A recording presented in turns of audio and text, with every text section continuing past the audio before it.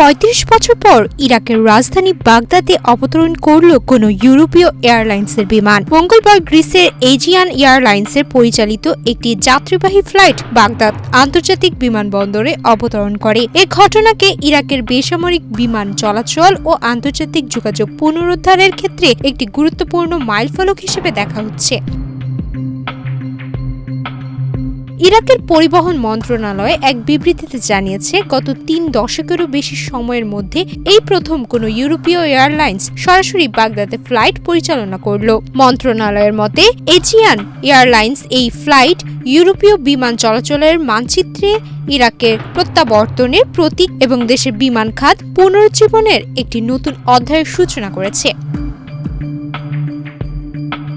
নিরাপত্তাজনিত কারণে ১৯৯০-এর দশকের শুরু থেকেই ইউরোপীয় এয়ারলাইন্সগুলো বাগদাদ আন্তর্জাতিক বিমানবন্দরে ফ্লাইট পরিচালনা বন্ধ করে দেয়। সে সময় ইরাকের তৎকালীন শাসক সাদ্দাম হোসেন প্রতিবেশী কুয়েতে হামলা চালালে উপসাগরীয় যুদ্ধ শুরু হয়। এরপর আন্তর্জাতিক নিষেধাজ্ঞা, রাজনৈতিক অস্থিরতা ও নিরাপত্তা ঝুঁকির কারণে ইরাক কার্যত আন্তর্জাতিক বিমান যোগাযোগ থেকে বিচ্ছিন্ন হয়ে পড়ে।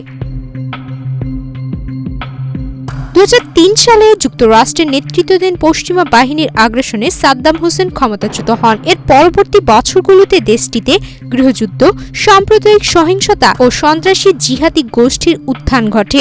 এসব কারণে দেশটির এয়ারলাইন্সগুলোর জন্য ইরাকে ফ্লাইট পরিচালনা দীর্ঘদিন ধরে ঝুঁকিপূর্ণ বলে বিবেচিত হয়ে আসছিল। তবে কয়েক দশকের অস্থিরতার পর সম্প্রতি বছরগুলোতে ইরাক ধীরে ধীরে স্থিতিশীলতার দিকে ফিরেছে। নিরাপত্তা পরিস্থিতির উন্নতির পাশাপাশি সরকার অর্থনীতি পুনরুদ্ধার ও বিদেশি বিনিয়োগ আকর্ষণে নানা উদ্যোগ নিয়েছে। এর অংশ হিসেবে আন্তর্জাতিক যোগাযোগ বাড়ানোর উপর গুরুত্ব দেওয়া হচ্ছে।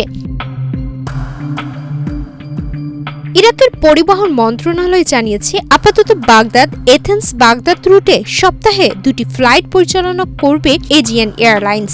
যাত্রী চাহিদা ও পরিস্থিতি বিবেচনায় ভবিষ্যতে এই রুটে ফ্লাইট সংখ্যা বাড়ানোর সম্ভাবনাও রয়েছে। উল্লেখ্য, চলতি বছর শুরুতে গ্রিসের এই বিমান ঘাঁটিটি ইরাকের উত্তরাঞ্চলের স্বায়ত্তশাসিত কুর্দিস্তান অঞ্চলের রাজধানী এরবিলে ফ্লাইট চালু করে। সহিংসতার জর্জরিত ইরাকের অন্যান্য অংশের তুলনায় কুর্দিস্তান অঞ্চল তুলনামূলকভাবে স্থিতিশীল হিসেবে পরিচিত। বাগদাদে ইউরোপীয় ফ্লাইট পুনরায় চালু হওয়াকে তাই দেশটির সামগ্রিক স্থিতিশীলতার একটি ইতিবাচক ইঙ্গিত হিসেবে দেখছেন সংশ্লিষ্টরা। সুমাইয়া মিতু, বাংলাদেশ প্রতিদিন।